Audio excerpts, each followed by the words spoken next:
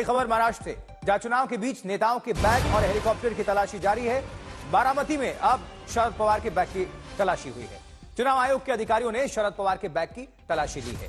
इसके पहले गृहमंत्री अमित शाह की भी तलाशी हो चुकी है बैग की, देवेंद्र फडणवीस की हो चुकी है, एकनाथ शिंदे की भी हो चुकी है, राहुल गांधी की हुई, और राहुल गांधी की जब हुई तो वीडियो वायरल हुआ था, उद्धव ठाकरे ने भी किया था, और उसके बाद से लगातार ये सिलसिला जारी है और अब बारी शरद पवार की है।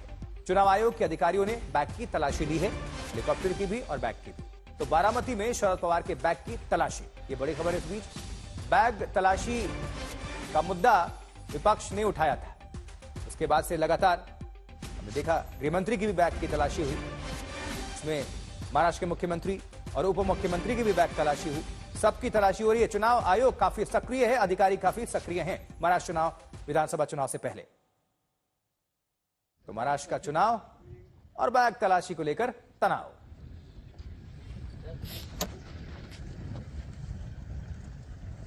शरद पवार की मौजूदगी और उनके सामान की चेकिंग हो रही है।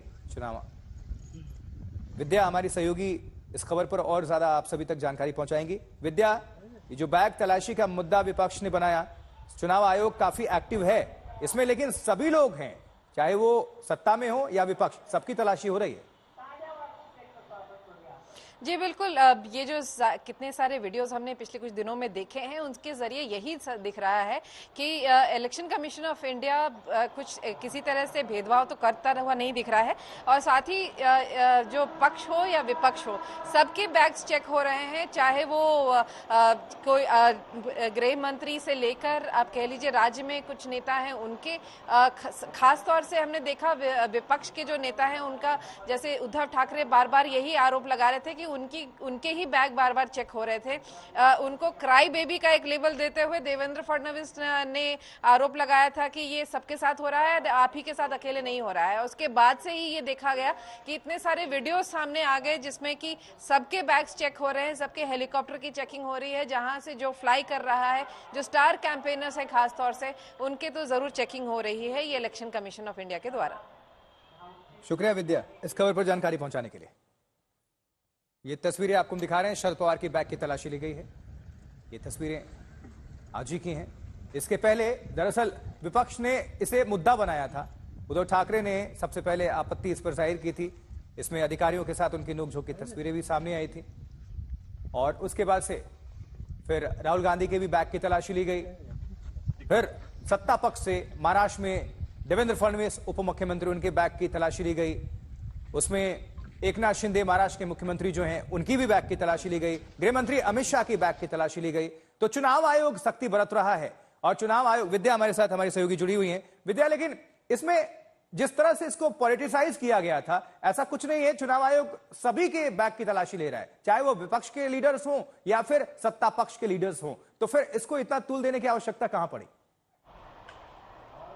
जी देखिए, शुरुआत में तो ये वीडियोस जो है सत्ता पक्ष के लोगों के आए नहीं थे। ये तो तब आए जब रिबटल के तौर पर जब आरोप लगाया था दरअसल उद्धव ठाकरे ने। अगर आपको याद हो, सबसे पहले उद्धव ठाकरे ने उनकी लगातार 2 या 3 दिन चेकिंग होती रही, और वो बार बार वही कह रहे थे कि ये क्यों है कि सिर्फ हमारी ही चेकिंग हो रही है, सामने वालों की भी चेकिंग करो।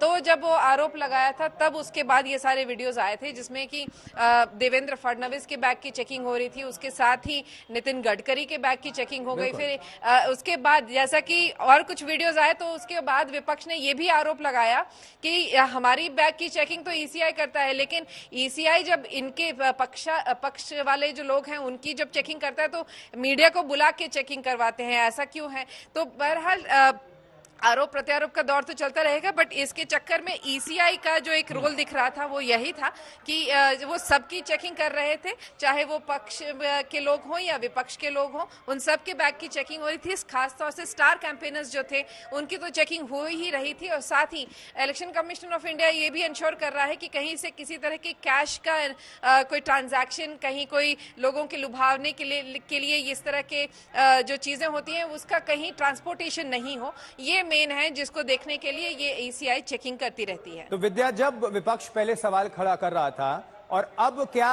जब सबकी चेकिंग हो रही है, तो इस पर कोई प्रतिक्रिया, कोई रिएक्शन सामने आई? जी, उनका यही कहना है कि ये तो तब हुआ जब आरोप लगाया जब इसके पहले उद्धव ठाकरे की लगातार 2 या 3 बार चेकिंग हो रही थी।